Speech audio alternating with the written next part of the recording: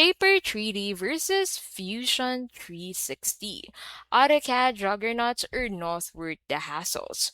Two CAD tools, Shaper 3D and Fusion 360, but are they true AutoCAD juggernauts or just too much hassle? Shaper 3D is all about speed and simplicity. With touch-based interface, it is perfect for iPad and Mac users who want quick modeling and intuitive design. Fusion 360 is the powerhouse. It combines CAD, CAM, and simulation in one platform, making it a go-to for engineers and product designers. Paper 3D wins on ease of use and mobility, while Fusion 360 wins on advanced features and industry adoption. Shaper 3D lacks advanced simulation and CAM.